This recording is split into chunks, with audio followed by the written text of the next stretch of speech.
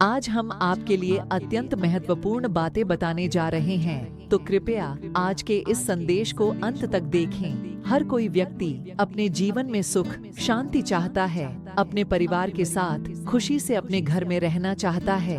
कोई भी व्यक्ति यह नहीं चाहेगा कि उनके घर में क्लेश हो, है ना मित्रों? आप भी कभी भी यह नहीं चाहेंगे ना कि आपके भी घर में कोई क्लेश हो।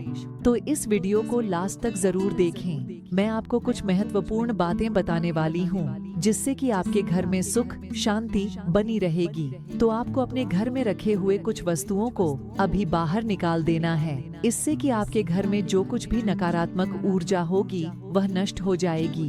अगर आप ब्रह्मांड की शक्ति पर विश्वास करते हैं तो कृपया ऐसे ही अधिक ब्रह्मांड के संदेश सुनने के लिए आपके अपने इस चैनल को सब्सक्राइब करें। पुराना टेलीग्राम चैनल डिलीट हुआ है तो मेरे यूट्यूब सोल फैमिली मेंबर्स, मैं आपसे यह विनती करती हूँ कि आप यूनिवर्सल मैसेज इस टेलीग्राम चैनल को भी सब्सक्राइब करें। वहाँ पर भी मैं अलग से हीलिंग रिगार्डिंग स्पेसिफिक पर्सन के commitments, meditation and aura cleansing, twin flame journey के रिगार्डिंग वीडियोस शेयर करने वाली हूँ, तो कृपया इस टेलीग्राम चैनल को भी सब्सक्राइब करें। सर्वप्रथम वास्तुशास्त्र के अनुसार मृत व्यक्तियों के यानी कि अपने पूर्वजों के कपड़े घर में न रखें। इसमें मृत व्यक्ति की ऊर्जा समाई हुई होती है।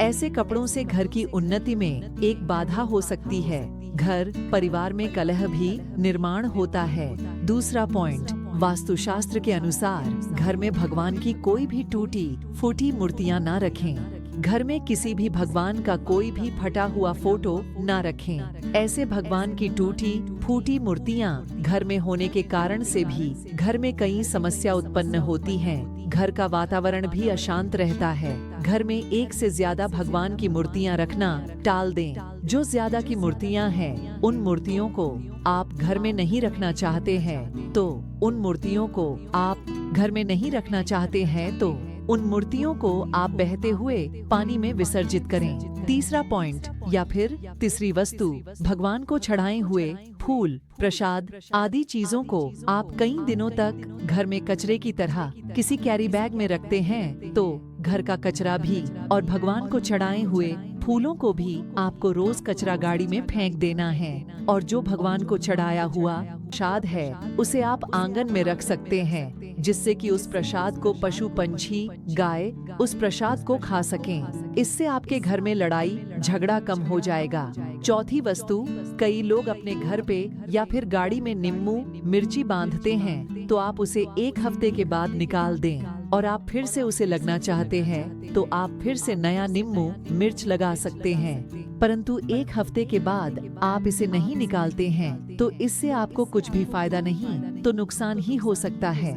पांचवी वस्तु, कोई भी पुराना कैलेंडर घर के किसी भी दीवार पर लगाकर ना रखें। पुराने कैलेंडर घर को अधोगति की ओर लेकर जाता है। ध्यान रहे, धरती पर सभी जीव, पशु पंछी, पड़े पौधे, मनुष्य प्राणी, हर एक जीव अपने जीवन में चाहे या ना चाहे, डायरेक्टली इनडायरेक्टली वह तो अपने जीवन में आगे ही बढ़ते रहते हैं और आगे बढ़ते रहना ही सृष्टि का नियम है। परंतु हमें अपने जीवन में आगे बढ़ना ही है तो हमें यह बातें ध्यान रखना आवश्यक है कि हमें नई और प्रसन्न ऊर्जा के साथ ही अपने जीवन में आगे बढ़ना है ताकि हमारा आने वाला कल बहुत ही सकारात्मक और उत्साह से भरा हुआ हो। इसलिए साल वर्ष समाप्त होते ही पुराने कैलेंडर को घर में ना रखें। तो मित्रों, यह है 5 वस्तु जिससे आप यह जान सकते हैं कि आपके घर में वास्तु दोष है। हमें आशा है कि वास्तुशास्त्र के अनुसार आज के इस संदेश में बताई गई बातें आपके लिए महत्वपूर्ण रही होंगी। कमेंट करके आज की ऊर्जा को क्लेम करें। धन्यवाद।